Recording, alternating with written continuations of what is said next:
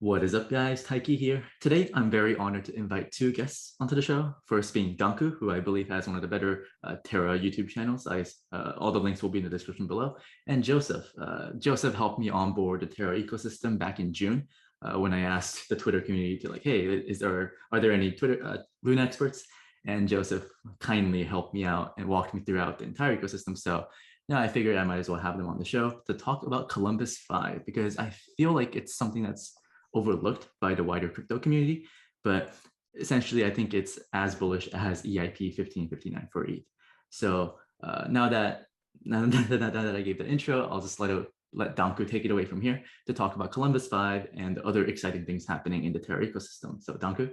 Yeah, thank you very much for the invitation and congrats to the 50K, man. I think it's a huge milestone for yourself, right?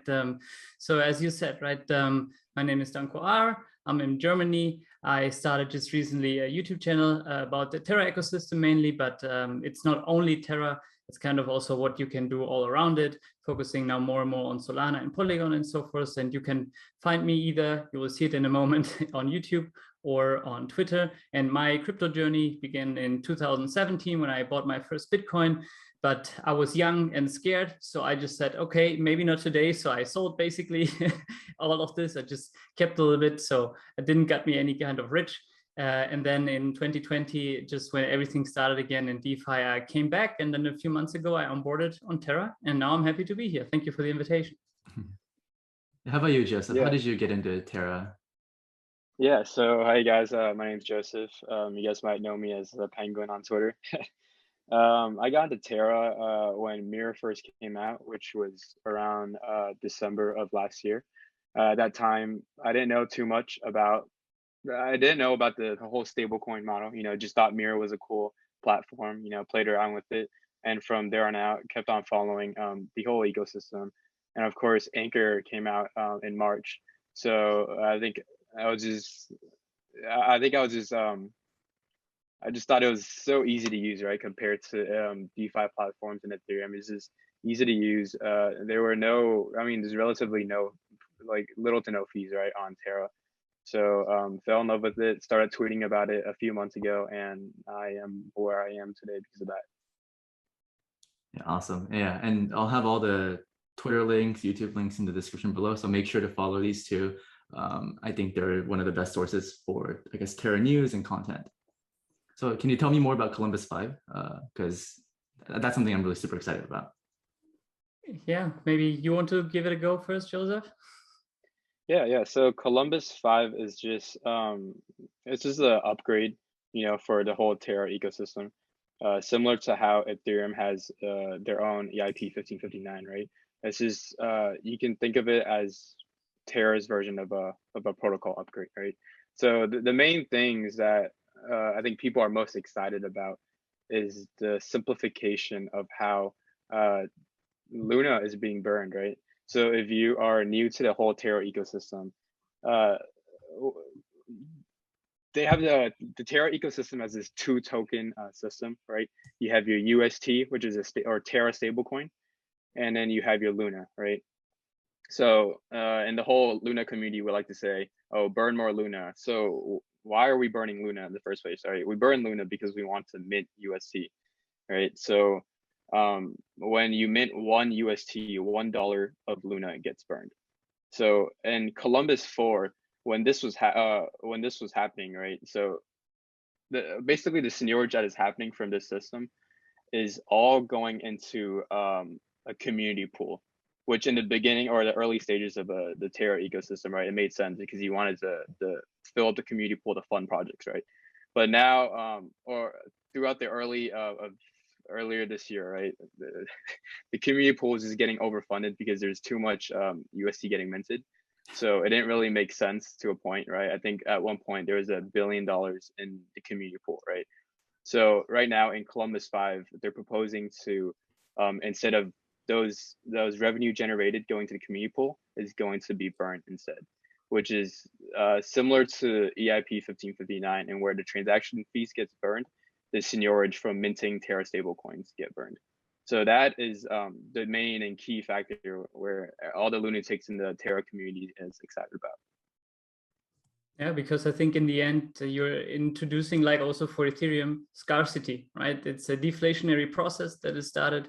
And let's see, right? The more UST we need, the probably more the price of Luna will go up because it's getting less and less Luna on the market. So pretty interesting kind of where we're going, right? And we are also having some slides with us where we see that right now it seems that the people are very interested in getting more UST.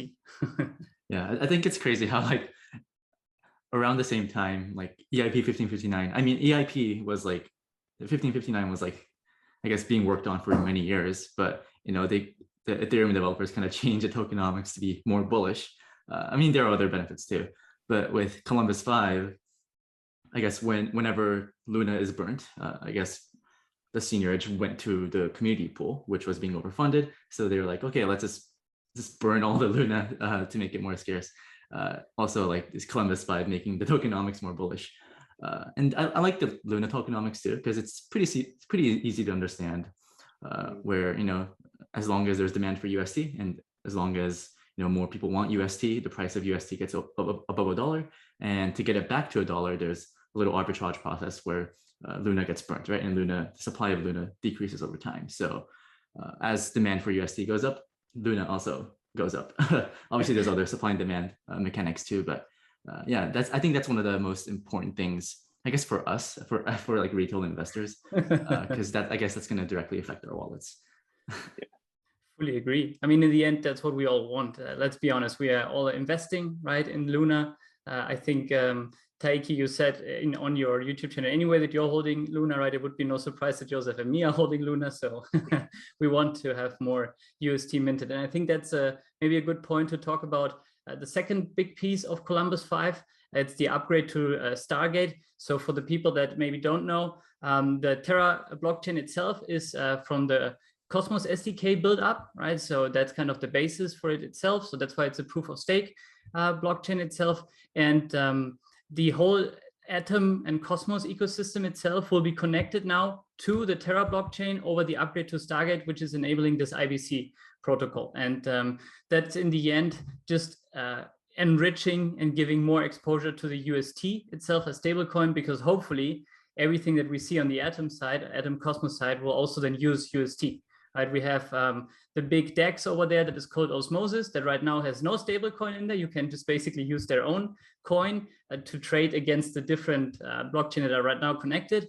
And they're just looking forward to finally get UST over there. I think this will be a game changer and drive a lot of demand.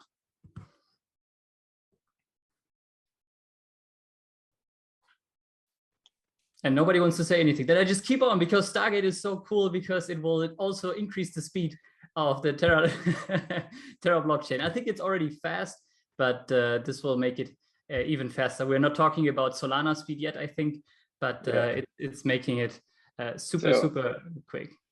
Yeah, I mean, you can go back. So I think there's a second point we didn't hit, which was the Luna staking rewards will actually be increased, right? So if you're familiar with the Terra ecosystem and you go on Terra Station, if you swap UST and Luna, there's two places you can do it, right? There's the Terra swap part, which is doing it from like AMM, like similar to swapping from, let's say, Uniswap or PancakeSwap, right? And then there's the on-chain swap on Terra Station. So this on-chain swap actually generates fees, which is currently in Columbus-4 being burned. But then now, instead of being burned, this is going to go straight to the Luna stakers. So this should increase Luna staking rewards by quite a bit. We don't know exactly how much yet, but I think we'll see in a month. Yeah, and I mean, that's super cool. And I think then the other piece that you see here, I mean, we just put up the tweet of Do Kwon itself, is that a lot of, I mean, you always tell me, right, Heiki, there is not so much on Terra, right? Do also content about other blockchains, because you will run out of content.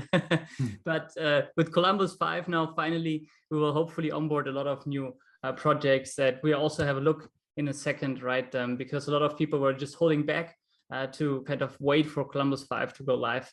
And that will hopefully get a lot of new protocols like Mars protocol that is out there, and all the other names, Star Terra and so forth. So pretty wild what probably will come there. And then two other things, and then we can go into details if you want, Taiki. So there are some kind of side topics, I think, that are super interesting that are coincidentally now going live with Columbus-5, right? There will also be soon Ozone going live, which is an insurance protocol. Just a few days ago, the wormhole to Solana went live, which I think is super bullish. And then on Anchor, we will have soon bETH. I don't know, it should be even just live in a few hours, right? It's not too far away, I think, Joseph, right? It's super. Yeah. So for those unfamiliar with Ethereum, it's basically a wrapped version of stETH, and stETH is it's a liquid staking derivative you get from staking on Lido Finance, right? So with bETH, once you use it as collateral on Anchor, you will then be allowed to borrow UST, and you'll get paid for your UST currently because of Anchor borrowers incentives, right? It's just basically they want to pay you to borrow on Anchor, right? And then we can get into the details of why they're doing that, but basically you get paid to borrow, which, you know, it sounds ridiculous if you're talking to anyone, right? So that should be a pretty interesting development. Yeah, I think it's super bullish for Anchor as well, because right now I have Luna bonded on Anchor and I'm borrowing against it. I think I'm being paid like roughly 30% for borrowing USD, and I'm sure a bunch of people, myself included, I'm gonna, I guess, bridge over, stake the Ether, bETH, put it into Anchor, and just borrow more and get paid to do so.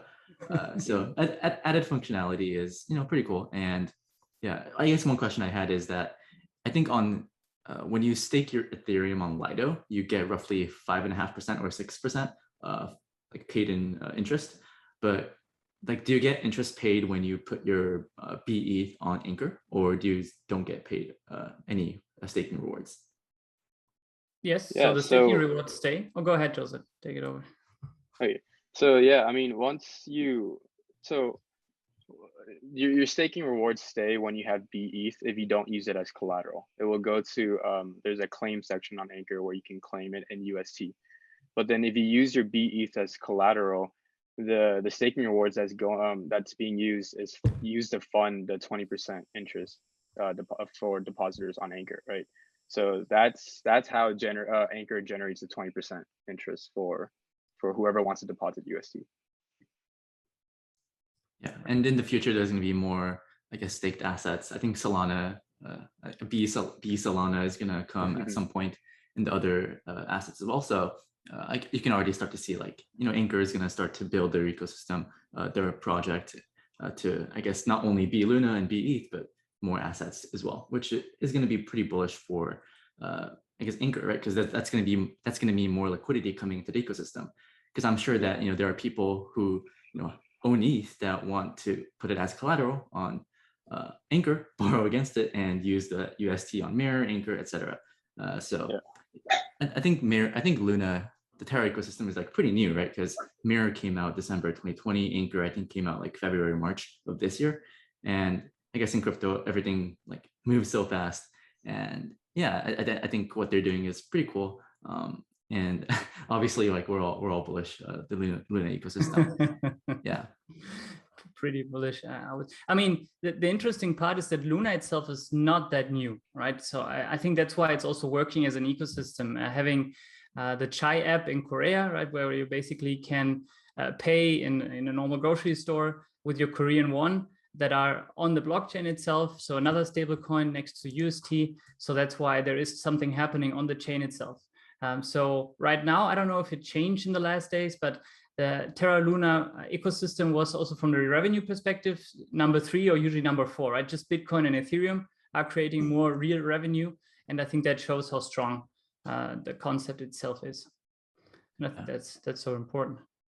Yeah, can we get into the next slides? Because I think Joseph has some more bullish things to say. Yes, man. Yeah, so basically, this was a tweet I tweeted out a few days ago.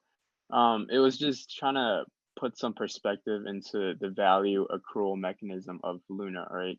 So I think a lot of people in the Ethereum community are now familiar with burning, right? Because that's a new concept that wasn't a thing until EIP 1559 came live, right? So I basically did some calculations. putting Luna's value accrual mechanism onto ETH. So I think I calculated there's around $75 billion worth of stable coins on Ethereum, right? And that's between USDT, USDC, BUSD, and DAI, right? So $75 billion, right? So if you burn $75 billion worth of Ethereum, that's, you know, I just did a simple calculation. When I was calculating this whole math, right, there was one price was around I think a price of ETH was around $3,250, right? So you just divide that by $75 billion, you get 23 million ETH burn. So keep in mind, there's only 117 million ETH out there. Burning 23 million, that's almost, I don't know, 10 to 15% of the entire supply, right? So that alone, with the updated, with the current market cap and updated supply, that would put ETH at around $4,075. So obviously that's not how Ethereum's value accrual mechanism work.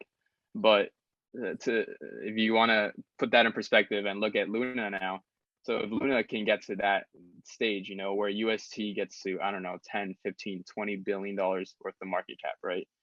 You can calculate and see how much Luna will be burned because of that. And then, yeah, that's how a lot of people extrapolate the price of Luna to whatever amount, right? So it's not like fantasy numbers. It's I think there's some real math and some real you know, calculations to it.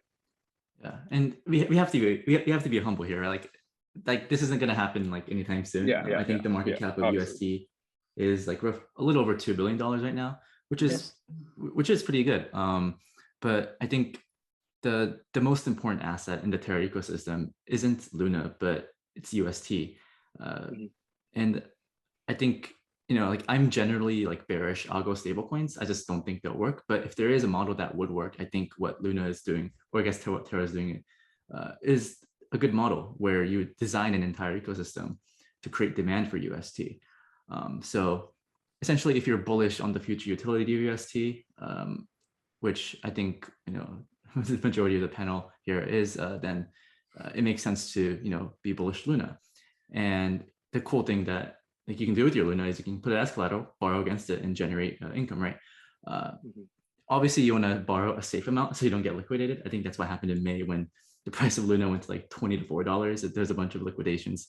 That's always the risk, but you know, I like the tokenomics, and you can generate yield.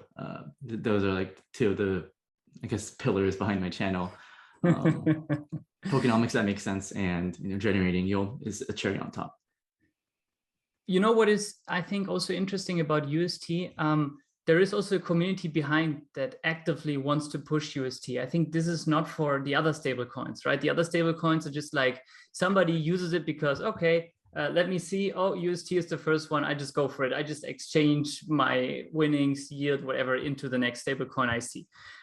Maybe DAI is a little bit of a really community behind that, but I think everybody who holds Luna actively, of course, understands that it's about UST and also about kind of the concept behind that.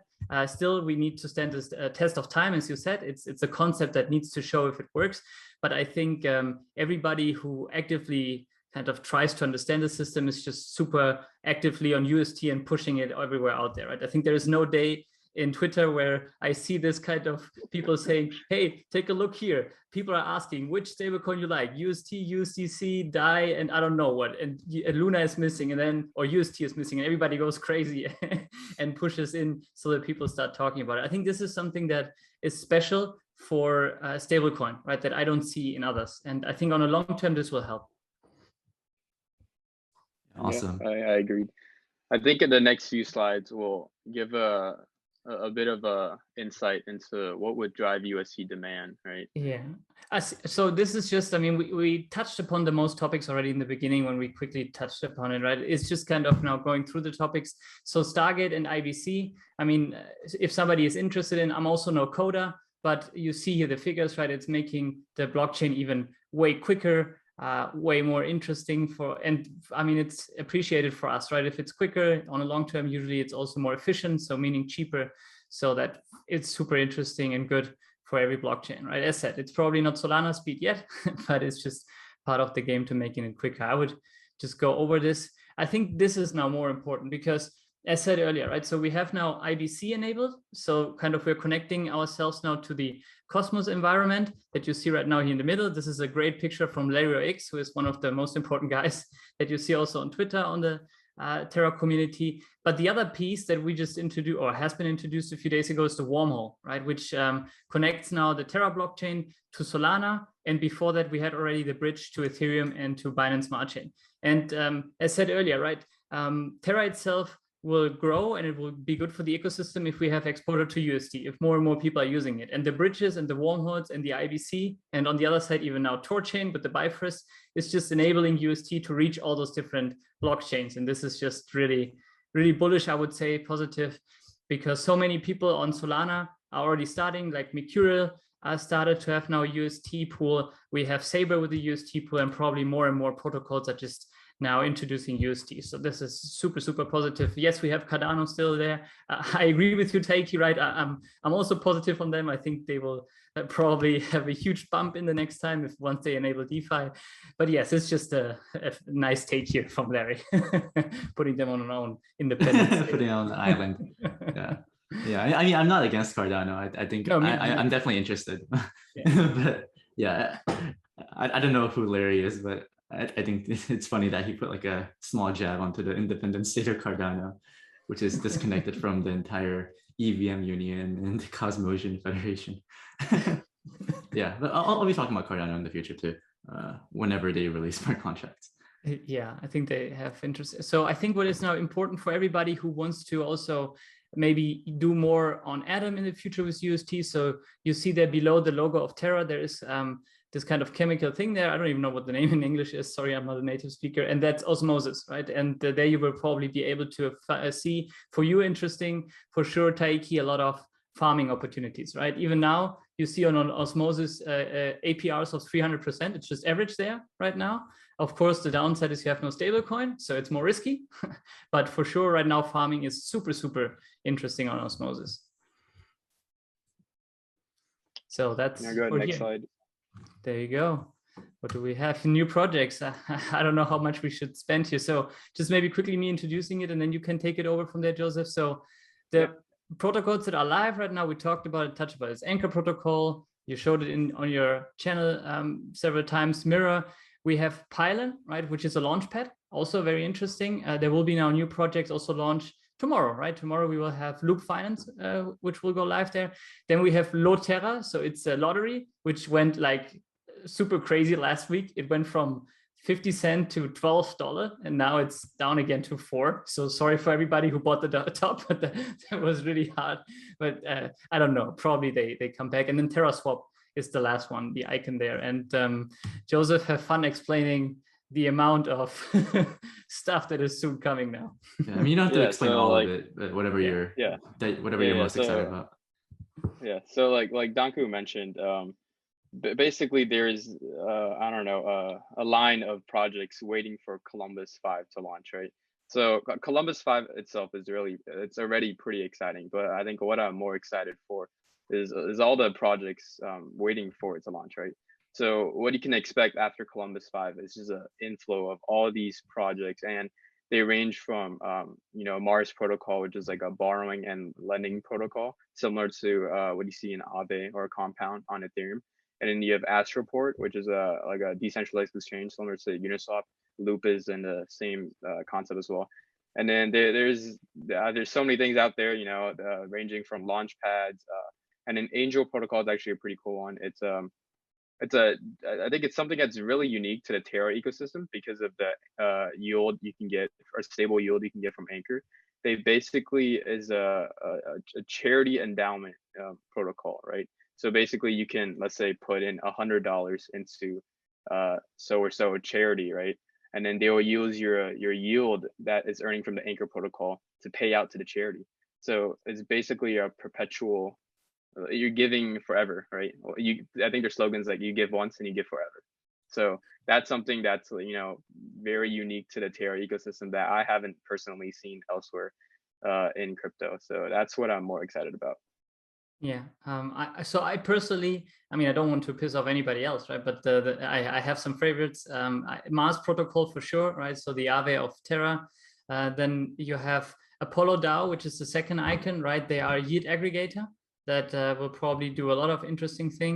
And then, sure, Astro Protocol, right? This is just probably, they say themselves they're a mix out of Uniswap, Curve, Balancer, right? So they said that we learned from everybody, and now we're just coming here with the perfect solution. So looking forward. And SPA Protocol, right? Here you can be basically a fund manager for somebody else and earn fees over it. So interesting concept, right? We are getting now fund managers and can show that we can trade or yield farm properly, and they can invest in us. So crazy stuff that is just coming there. So the dry powder I have on the side right now, just to be prepared, is big. I have to hold myself back right now. I hope that they're coming sooner than later online. Yeah. Cool. Then I don't know if we should go now deeper into bETH itself, because you mentioned it partly, Taiki, right? How it's working, right? And you also, Joseph, said, so it's Lido itself where you can stake your ETH. I think it's important that it's then locked until ETH 2.0 finally releases, right? So you cannot take it back, but then you can move it over to the Terra blockchain, and then you have bETH and can lend again. And what you said earlier is that, and you see it already in the white paper of Anchor Protocol, that there was a clear plan to get more and more proof of stake assets over as collateral. And they said here, bAtom, bDot, and bSol. And now that we have the wormhole, they immediately said it that bSol is probably next. So I'm looking forward to probably use my Sol that I right now already using with different liquid staking possibilities like Marinade, to also put it over to Anchor. It's super bullish, super interesting. And I think also, Joseph, I don't know if you want to touch upon this. There were interesting Twitter threads in the last days. The price of Anchor itself is going up again, right? Finally, a trend reversal, because I think there was a negative buzz around. Everybody's just dumping it because they don't see value in it. I think governance is a big value, but Joseph, I don't know if you have a different take. Yeah, so I mean, this is in regards to the Anchor price, which has been slowly decreasing since the May crash, right? I think at the start, when Anchor first launched, the price of ANC token, which is the token for Anchor, I think got pumped up to, I want to say as high as $7. And then it's been a slow decline. Now it's around, I want to say $2.50, right? So obviously the price moved a bit because of the news of bETH coming live. But I'm personally pretty bullish on Anchor as a protocol, because you know, the possibilities of what Anchor can do is amazing, right? As a savings protocol, you know, a lot of those protocols we talked about on Columbus-5, they're built on top of Anchor, right? They use Anchor's 20% yield. So it's not, so all those people that are using those protocols, all their UST being deposited into those protocols will be deposited into Anchor. So I think the amount of value that is going to be on Anchor is going to be tremendous. I honestly think they have the possibility to be a top 5 DeFi protocol in the next few months, right? Because of bEthereum and all the other B assets coming out, right? So I think once ANC can fix their tokenomics and capture that value, I think the potential for where ANC can go is honestly, yeah, I don't know. I can't imagine it as of now, but it'll be exciting. Yeah, I mean, even if you're like not even, because I have mixed feelings about governance tokens. Yeah. Like I'd rather hold something like Luna where the tokenomics makes more sense than governance tokens, because it's hard to know where the value is coming from. So me personally, I feel like I'm gonna like dump half my Anchor into Luna and like hold the other half as a moonbag. But hey, like, you know, like farming on Anchor, like just borrowing against whatever like bETH or bLuna is a way to like earn free Anchor. So I'm just like putting the farmer hat on. It's, you know, I definitely, this is something, an asset that I'm willing to farm to speculate on the future price. But I guess, I don't know, to be honest, like I'm not like, I'm neutral on the Anchor token. But I mean, it's great. I mean, like how many, right now it says like the total deposit is 900 million. But yeah, is that the total value locked in Anchor, or is that just UST? That's just UST. Okay. Yeah. But if you count bLuna, do you know how much is locked into Anchor? I heard it's in the billions or a few 2 billion. 2 billion. 2 point something right now, which is already Yeah. Yeah.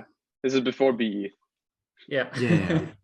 Yeah. I think bETH is going to be huge because I'm sure there's a bunch of people that like hold ETH, and now there's a reason for like, I guess, put their funds over to the Terra ecosystem. Yeah. You know what I would like to add there? I agree with you. Usually governance tokens are a big question mark, right? And as a farmer, you're usually saying you're a humble and honest farmer, right? You're saying, hey, I'm doing this to make money. So it's totally fine. I think the kind of small caveat you have with Anchor is that we don't have an infinite supply, like be it PancakeSwap or whatever, right? So in 4 years, it's over for Anchor. And I mean, you cannot take it from two perspectives. First of all, just a farmer perspective, I don't care, right? 4 years, it's 4 years. But I think from a community perspective, as Joseph also said, almost every protocol that's coming is based on Anchor protocol on a 20% yield, right? Whichever whale is right now scooping up all the Anchor that is so cheap, in 4 years, when there is no distribution of Anchor anymore, he will basically decide about the future of the Terra Luna ecosystem, right? Because if he then says, Anchor, yeah, 2% from now on, I don't care, right? I do the decisions here. That's why I took it so as a community member and being bullish on the ecosystem and want to see it thrive positively. I see personally value in Anchor, right? But as I said, I'm also a farmer like you. I also want to make money. So selling is nothing bad itself, right? Yeah, that's from that perspective. But yeah, so I don't know, Joseph, if you want to quickly touch upon. So the news in the last days have been like crazy, right? Columbus-5, and then you go to the toilet for 5 minutes, you come back, you open Twitter again. It's kind of what happened, right? So Travala and Coinbase. I don't know if you want to touch upon them quickly. Yeah, so I think this past week we've been spoiled as lunatics, right? So Travala is one of the biggest travel, I think, agency booking site, right? They basically just enabled UST to, they said 3 million of their travel products, or 3 million travel products, right, across the world. So I don't know, if you want to go anywhere in the world, you can use UST to book your flights with that. So I think that just goes along the line of we're trying to gain mass adoption for UST, right? So we're not trying to sell UST back into fiat. We're just trying to use UST. So if you think about that and how powerful that will be, Luna will be in a good position. And then Coinbase Pro, you know, UST being listed on Coinbase Pro, I think that was a bit of a surprise for everyone, because considering where the stablecoin regulation was. But I think because Coinbase just listed them, I think there's like a big relief from everyone. Because like I said, right, UST is an algorithmic stablecoin, and for them to pass, or for UST to pass the regulations team on Coinbase and to list them, I think that's a big deal that should not be understated. So that obviously will bring another, I don't know, I think Coinbase has what, 60 million users, you know, and they will have exposure to UST now. So I think UST is in a good place. Yeah, and I think I think yesterday Wrapped Luna was also going to be listed on Coinbase too, which, you know, is, I guess, like 60 million users now can buy Luna without having to pay ridiculous gas fees. And speaking of which, like, can you briefly go over bridging for my audience? Because right now, or the way I did it is like I had to go through Ethereum, the Ethereum blockchain, and I did have to like pay some gas fees, which kind of sucked, but you know, it is what it is. But if you can go through like different ways to get like UST or Luna onto the Terra ecosystem, like that would be really valuable for everyone. Yeah. So for those of you viewers who have maybe seen already stuff from me, everybody knows a video with me without a flowchart would not be a video, right? So I've brought with me like a flowchart to trying to understand different ways. And I think there are many ways, but also I like to go for the cheapest way because we don't want to get wrecked with the gas fees. So where you hold UST usually is on the Terra station, right? You can download it. There is also a Chrome extension, and I think important for yourself, and that's what you mentioned, Joseph, also with the seigniorage that is right now burned. So usually you can here also, you see you have a swap feature here. So if you have Luna, you can swap it either on the market or on chain, and then you get UST. And then there are a few ways. So I think right now one of the easiest way is if you go on the Anchor page right now, you will see that they added like a small icon where you can now buy immediately, and then they put you on Transact, right? This is a fiat on-ramp. I used it myself now for the last week. You can usually expect like 0.5 up to 1% fee, depending how much you are putting in there. The more you're putting in there, the less is the fee, right? I think I moved last week like 10K over there, and it was 0.5% in a fee as a whole, right? And then of course you have the slippage thing. I'm from Europe, so I'm also exchange, so you need to just check it out for yourself. But it's cool because it puts it immediately on the chain, and you have it in your wallet, right? So this is something very positive, and it works, and it's quick. So my average time was 12 hours that it took them from me putting the funds down, not with a credit card, with my normal bank account, right? So in Europe, it's SEPA, works.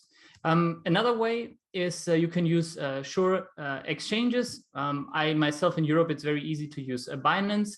On Binance, you cannot get UST right now, but on Coinbase, we've seen it, right? You can right now get Rep UST and also on KuCoin. But correct me, Joseph, right? Both versions, they still need to be bridged, which is again fees, right? So that's why it's not that cheap. I think a cheaper version is you just buy Luna. Either you have another asset like USDT that you want to get rid of, or USDC you want to get rid of, right? And then you buy your Luna. You then send it to your wallet, which is basically just a few cents, and then you swap it over here. I think this is one of the cheapest way, right? Buy it on an exchange Luna, send it to your account, and that's fine. If you don't want to use a centralized exchange, which I understand, right? You could have certain concerns there. You can either go on Uniswap or on PancakeSwap and swap your whatever asset to wrapped UST. Now, Uniswap, again, gas fees, expensive, but PancakeSwap, cheap, right? It's on Binance Smart Chain. Of course, you need to decide yourself if you want to use that. But I used it myself several times, just the benefit of cheap fees. So usually I even buy Luna on Binance or BUSD on Binance. I put it on my wallet on the BSC. Then I go to PancakeSwap, swap it, and then you need to go to the Terra bridge. And then you have there the bridge either from Ethereum or Binance Smart Chain. That's why I put here both opportunities. And there you can bridge your wrapped UST to normal native UST, and then it's also appearing on your blockchain, on the Terra blockchain and on the wallet. And if you do it on Binance Smart Chain, we're talking about a few cents, right? It's super, super cheap.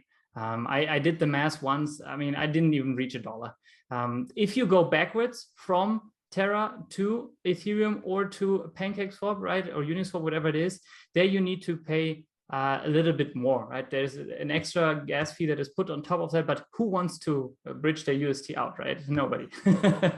We just stay in here. No, so just kidding. I mean, those are three ways. So I just put here now also kind of where do you need to put your money in? So either on Binance or another exchange, right? I'm not paid by Binance. Buy Luna, put it into your wallet.